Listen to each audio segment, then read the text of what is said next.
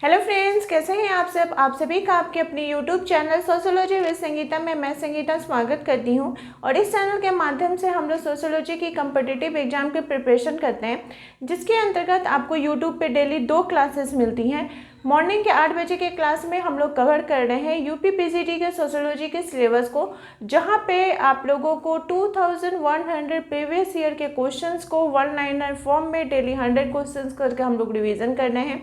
और रात के 8 बजे बीपीएससी टीआरई 4.0 के आपका जो सोशियोलॉजी का सिलेबस है, इसके अंतर्गत हम लोग एनसीईआरटी सीरीज़ को कवर कर रहे हैं। और एनसीईआरटी के अंतर्गत आज हम लोगों का एनसीईआरटी क्लास 12 का चैप्टर नंबर 8 सामाजिक आंदोलन है। सामाजिक आंदोलन ये जो टॉपिक है, ये आपके एग्जाम के पॉइंट ऑफ व्यू से बहुत ही ज़्यादा इम्पॉर्टेंट है। पार्ट 1 में हम लोगों ने सामाजिक आंदोलन क्या है, जनजातीय आंदोलन को देखा, सामाजिक आंदोलन के महत्वपूर्ण प्रकारों को देखा। आज हम लोग उसी सीरीज़ को, उसी क्लास को आगे बढ़ाते हुए पार्ट 2 कंप्लीट करेंगे, जिसके अंतर्गत हम लोग विभिन्न जो किसान आंदोलन है वो देखेंगे और सामाजिक आंदोलन से रिलेटेड जो भी महत्वपूर्ण सभाएं हैं उन सभी को कवर करते हुए चलेंगे। जो भी आपके एग्जाम के पॉइंट ऑफ व्यू से हो इम्पोर्टेंट होगा उस सभी को कवर करवाया जाएगा। वैसे स्टूडेंट्स जो पेड ग्रुप से जुड़े हुए हैं उनको कंप्लीट नोट्स उनके व्हाट्सएप पर प्रोवाइड कर दिया जाएगा। और वैसे स्टूडेंट्स जो अपना सेल्फ स्टडी कर रहे हैं तो अपने साथ कॉपी और पेन लेकर बैठिए और आज की जो क्लास है उसके जो इम्पोर्टेंट पॉइंट्स है उसको नोट करते हुए चलिए। और तो चलिए क्लास को हम लोग स्टार्ट करते हैं। तो हम लोगों ने सामाजिक आंदोलन के प्रकार तक इस वीडियो को देखा था, ठीक है। नेक्स्ट हम लोग देखते हैं सामाजिक आंदोलन के प्रकार तक हम लोगों ने इसको कवर किया था। तो उसके बाद जो हमारा टॉपिक है, जैसे दलित आंदोलन, तो दलित आंदोलन की शुरुआत किनके द्वारा की गई थी? भीमराव अंबेडकर जी के द्वारा की गई थी। और साथ ही साथ उनके जो अनुयायी थे उन लोगों ने दलित आंदोलन की शुरुआत की थी। दलित आंदोलन की जो शुरुआत हुई थी इसमें आपका छत्तीसगढ़ के अंतर्गत चमाड़ लोगों का था सतनामी आंदोलन, पंजाब में आदि धर्म आंदोलन, महाराष्ट्र में महाड़ आंदोलन और दक्षिण भारत में ब्राह्मण विरोधी आंदोलन था। तो आपको जो एग्जाम में क्वेश्चन पूछा जाएगा तो आंदोलन एक तरफ दे दिया जाएगा, एक तरफ राज्य का नाम रहेगा, बोलेगा मिलान करने के लिए। इस प्रकार से आपको क्वेश्चन देखने को मिल सकता है। इसके बाद ईवी रामास्वामी नायकर पेरियार ने 1925 में आत्मसम्मान आंदोलन चलाया था। उनका जो आंदोलन का नाम, तो केरला के थे, दक्षिण भारत के थे, तो उनके आंदोलन का नाम क्या था? आत्मसम्मान आंदोलन।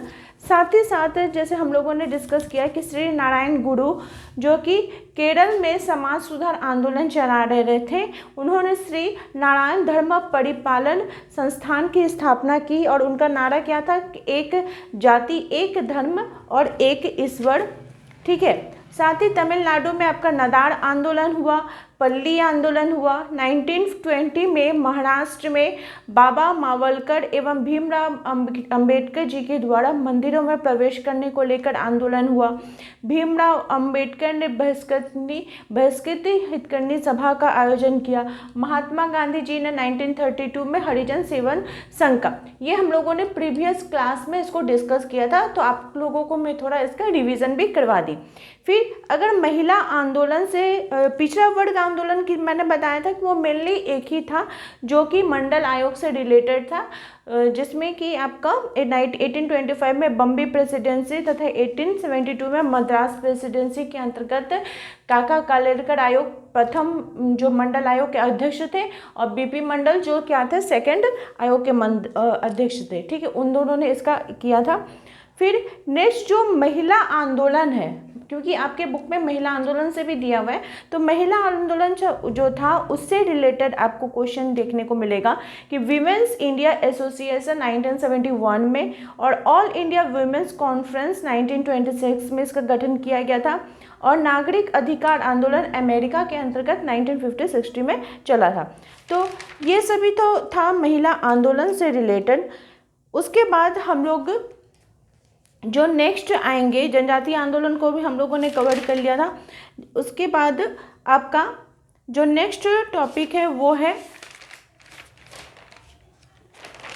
कृषक आंदोलन, ठीक है। परिस्थिति आंदोलन के अंतर्गत आपको चिपको आंदोलन पढ़ना होगा, चिपको आंदोलन से रिलेटेड दिया है। गुजरात में नर्मदा बचाओ आंदोलन है। चिपको आंदोलन कहाँ हुआ था? तो चमोली जिले के दसोली ग्राम में गौड़ा देवी के नेतृत्व में जो आंदोलन हुआ था वो था। फिर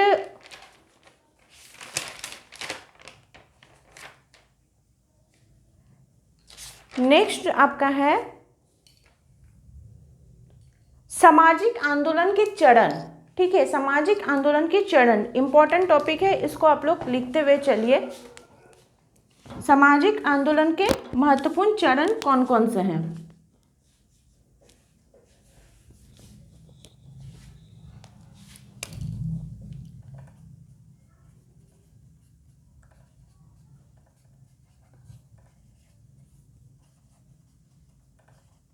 सामाजिक आंदोलन के चरण, इससे रिलेटेड आपको एग्जाम में क्वेश्चन देखने को मिल सकते हैं।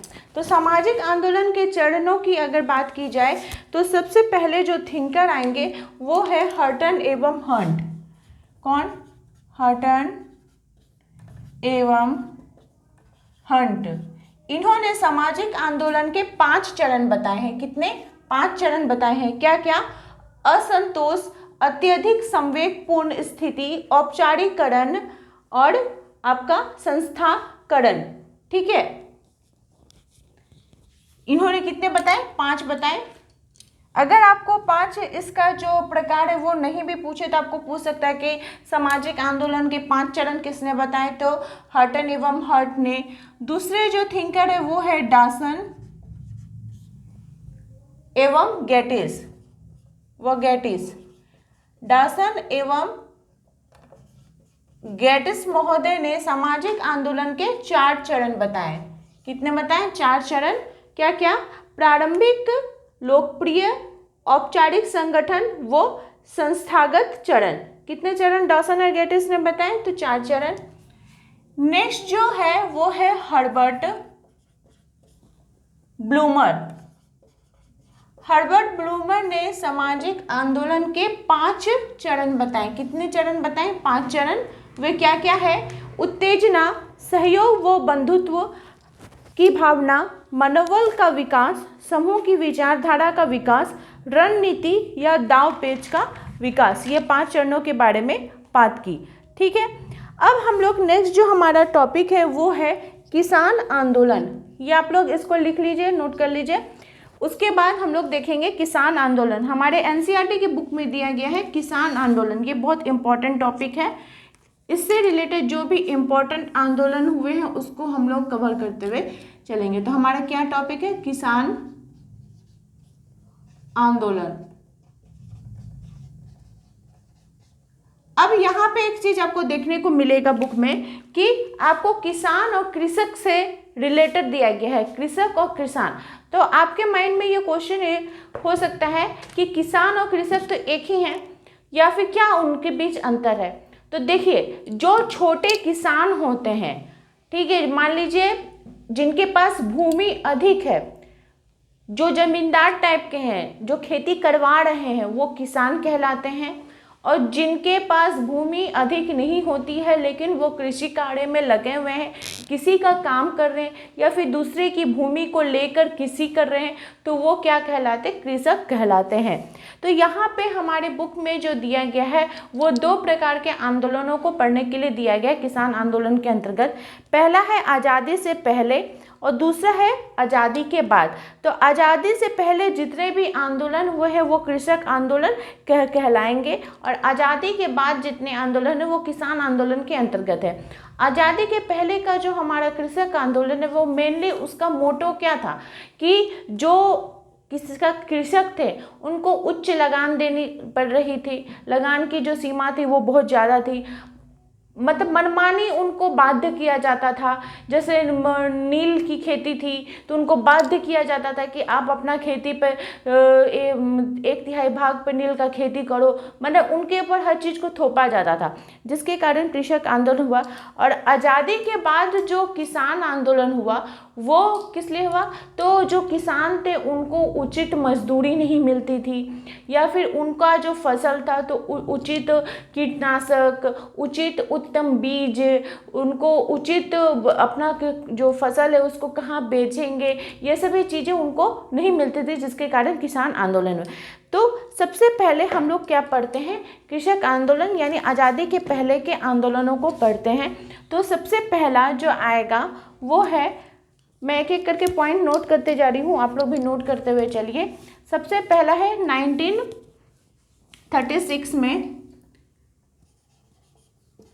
1936 में आपका स्वामी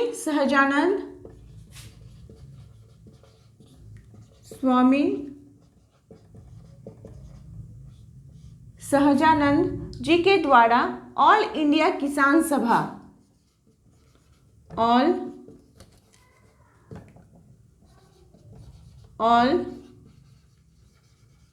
इंडिया किसान सभा का गठन किया गया। ठीक है, किनके द्वारा, तो स्वामी सहजानंद जी के द्वारा इसका गठन किया गया। तो इन्होंने सबसे पहले किसानों का जो समस्या था उसके ऊपर ध्यान दिया, जिसके लिए उन्होंने एक किसान सभा का गठन करने की बात की। तो जिसके कारण जो बहुत सारे चिंतक थे, बहुत सारे विचारक थे, वो स्वामी सहजानंद को क्या मानते हैं, किसान सभा का जनक मानते हैं। अगर आपको किसान आंदोलन का जनक मानते, क्वेश्चन पूछे कि किसान आंदोलन का जनक कौन है, तो स्वामी सहजानंद, स्वामी सहजानंद जो है वो किसान सभा के जनक माने जाएंगे।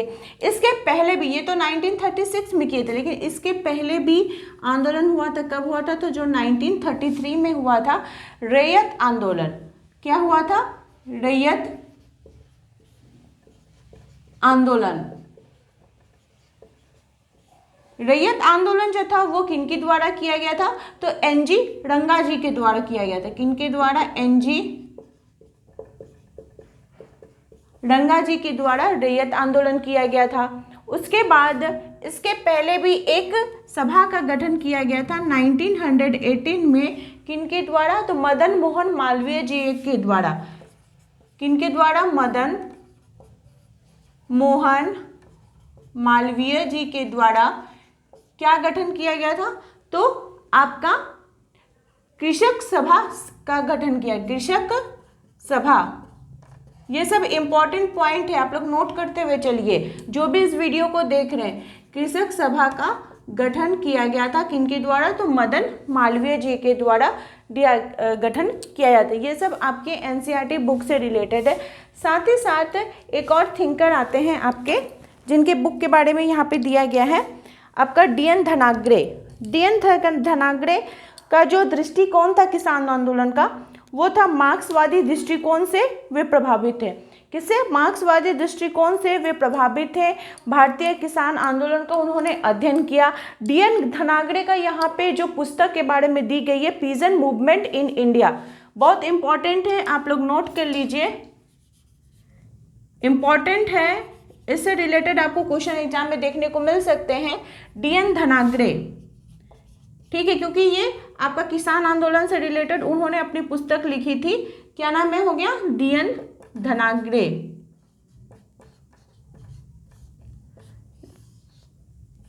इनकी पुस्तक का नाम क्या है, तो peasant movement in India. Peasant movement in India, ये पुस्तक की रचना किसने की थी, तो DN धनाग्रे ने। एक और पुस्तक इंपॉर्टेंट है, वो है थॉमस नैनकी। थॉमस नैनकी, इनकी पुस्तक का नाम है the polish peasant in Europe and India. The peasant मतलब कृषक, ठीक है, the polish peasant in Europe and America.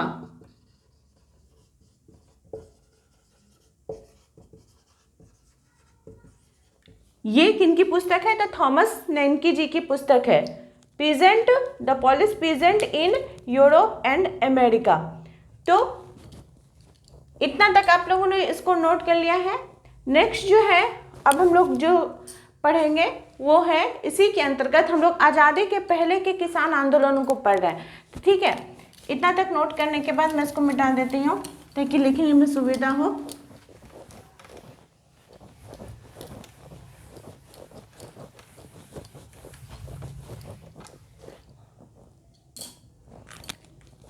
हम लोग क्या पढ़ रहे हैं? किसान आंदोलन। तो किसान आंदोलन के बाद नेक्स्ट जो आंदोलन होता है, इंपॉर्टेंट आप लोग डेट लिखते हुए चलिएगा। पहला है नील विद्रोह। ये कब हुआ? तो 1859-62 में।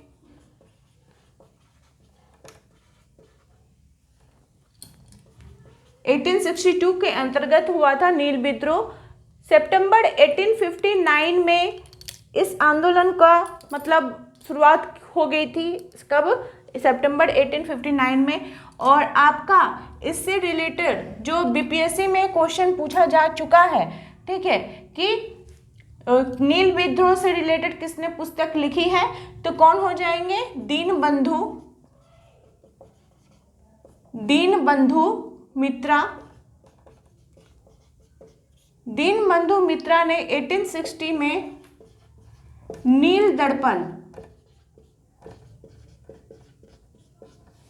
ये पुस्तक उन्होंने लिखी थी, जिससे फिर मतलब इसमें जो नील के किसान थे उनका बहुत ही दयनीय जो स्थिति था उसका मार्मिक वहाँ पे वर्णन किया गया था नील दर्पण में, जिससे रिलेटेड नाटक भी हुआ था। और फिर जब बाद में ये आंदोलन हुआ, तो आंदोलन होने के बाद 31 मार्च को 1860 को इस आंदोलन को अवैध घोषित किया गया।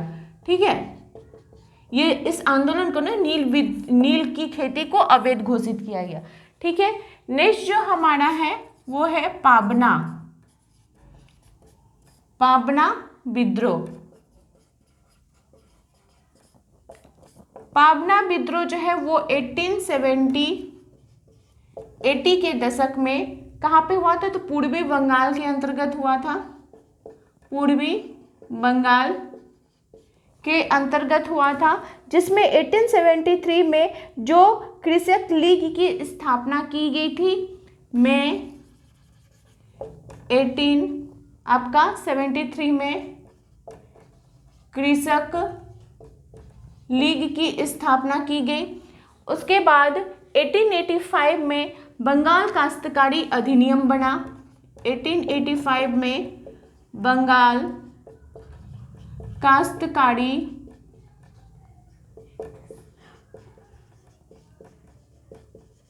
अधिनियम बना। किसमें? तो पाबना विद्रोह के अंतर्गत हमारा बना क्या?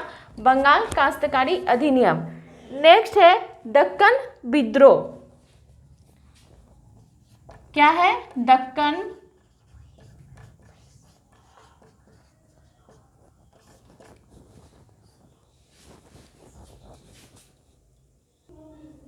पाबना विद्रोह। पाबना विद्रोह कब हुआ था? तो 1870।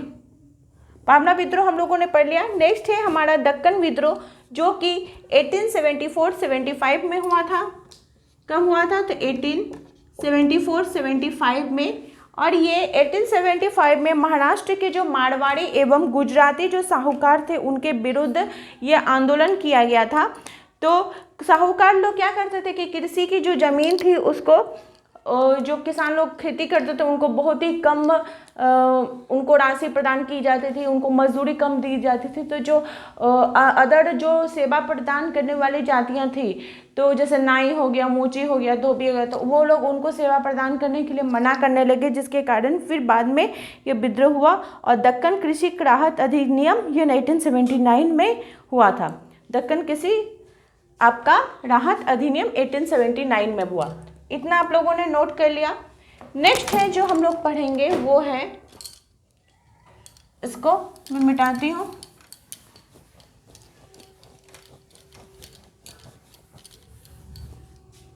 नेक्स्ट जो आंदोलन हुआ है हमारा आज़ादी के पहले का, हम लोग अभी पढ़ रहे हैं। चंपारण आंदोलन हुआ। नेक्स्ट कौन सा आंदोलन हुआ? चंपारण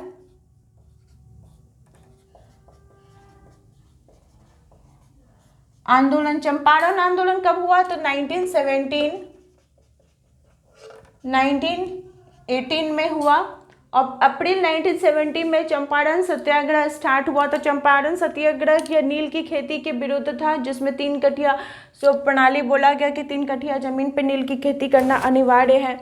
ठीक है, फिर जून 1970 में एक जांच समिति बनती है, जिसके जो अध्यक्ष होते हैं सदस्य गांधी जी बनते हैं, जिसके और सदस्य बनते हैं, और चंपारण कृषि अधिनियम 1918 में पारित होता है। फिर नेक्स्ट जो आता है खेड़ा, ये सब किसान आंदोलन है। खेड़ा आंदोलन आप लोग नाम तो सुने ही होंगे।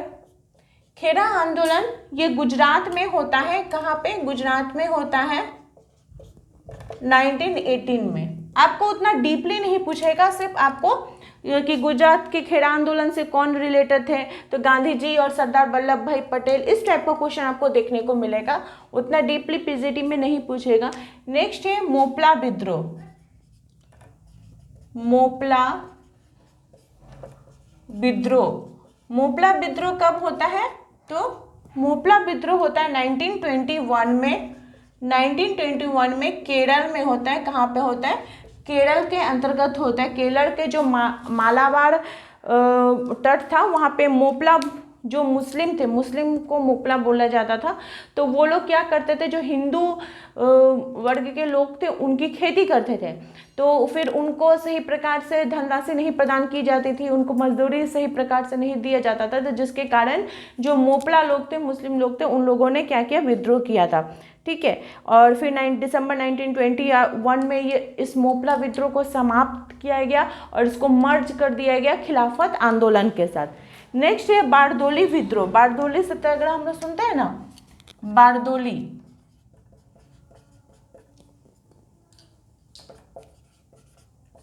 बारदोली विद्रोह, ये भी बहुत इंपॉर्टेंट है। बारदोली विद्रोह ये गुजरात के बारदोली नामक जगह में, सूरत में जो पड़ता है, वहाँ पे बारदोली विद्रोह किया गया था। और सरदार वल्लभ भाई पटेल को, जो वहाँ की बारदोली की महिलाएं थे, उन्होंने उनको पटेल की उपाधि दी थी। किसमें? तो इसी बारदोली विद्रोह के अंतर्गत दी थी। फिर नेक्स्ट है तिभागा आंदोलन। ये भी इसी पर जो चंपारण नील की खेती थी उसी के टाइप का था। 3 भाग में जो नील की खेती की जाती थी उससे ही रिलेटेड था ये तिभागा आंदोलन। ठीक है, 1946 में पश्चिम बंगाल में यह हुआ। नेक्स्ट है आपका तेलंगाना आंदोलन। तेलंगाना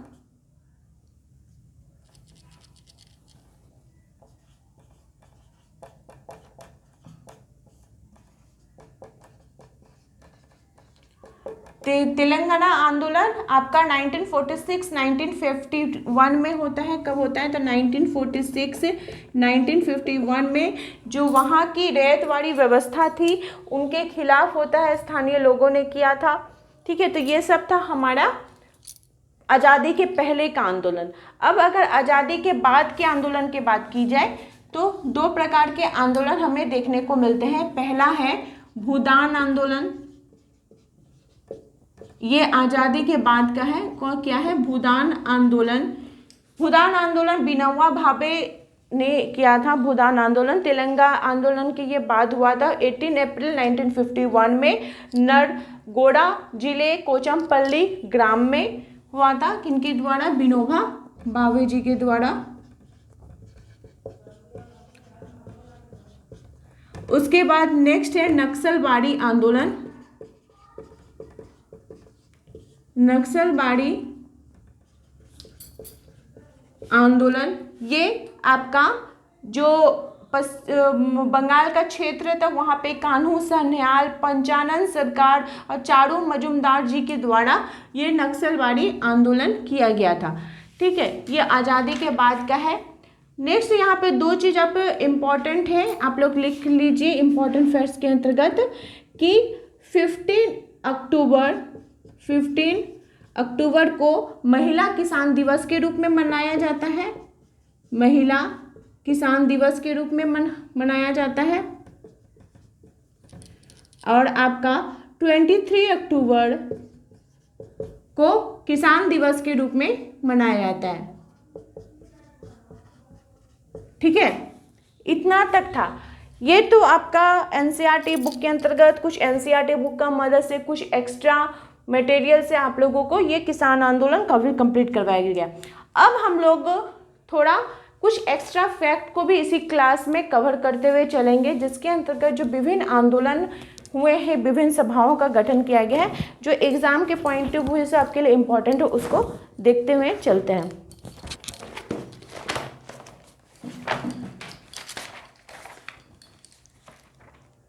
इसी से रिलेटेड जैसे आप लोगों ने ब्रह्म समाज की स्थापना को पढ़ी कि ब्रह्म समाज की स्थापना हुई, ठीक है, राजा राम मोहन जी के द्वारा। तो उसी प्रकार से कुछ कुछ सामाजिक, धार्मिक और सांस्कृतिक सुधार आंदोलन हुए, तो उस सभी को हम लोग एक क्विक रिवीजन के तौर पर देखते हुए चलेंगे। सबसे पहला बोला जा रहा है कि भारतीय पुनर्जागरण का जनक किनको माना जाता है, तो राजा राम मोहन राय जी को माना जाता है। क्या माना जाता है कि भारतीय पुनर्जागरण का जनक, ये भारतीय राष्ट्रवाद के जनक के रूप में भी हैं। राजा राम मोहन राय किस शिक्षा पद्धति के समर्थक थे, तो वो पाश्चात्य शिक्षा पद्धति यानी अंग्रेजी शिक्षा पद्धति के समर्थक थे। जो ब्रह्म समाज की स्थापना उन्होंने की थी 1828 में, वो किस सिद्धांत पर आधारित है, तो वो एक स्वरवाद के सिद्धांत पर आधारित है। राजा राम मोहन राय जी का बंगला भाषा में उन्होंने संवाद कौमुदी पत्रिका निकाली थी और मिरात उल अखबार फारसी भाषा में उन्होंने इसका संपादन किया था। ठीक है, फिर उन्होंने 1815 में आत्मीय सभा का गठन किया था। राजा राम मोहन राय को राजा की उपाधि किसने प्रदान की थी, तो मुगल बादशाह अकबर द्वितीय ने। राजा राम मोहन राय का समाधि स्थल कहाँ पे है, तो ब्रिस्टल इंग्लैंड में। थियोसॉफिकल सोसाइटी की स्थापना किस वर्ष की गई, 1875 में। किनके द्वारा की गई, तो एनी बेसेंट जी के द्वारा। तत्वबोधिनी सभा का गठन कब किया गया, 1839 में, और इसकी स्थापना किसने की, तो देवेंद्र नाथ शर्मा जी के द्वारा की गई। गुलामगिरी पुस्तक के लेखक कौन है, तो ज्योतिबा फुले हैं। किस समाज सुधारक को महाराष्ट्र का सुकरात कहा जाता है, तो महादेव गोविंद रानाडे को कहा जाता है।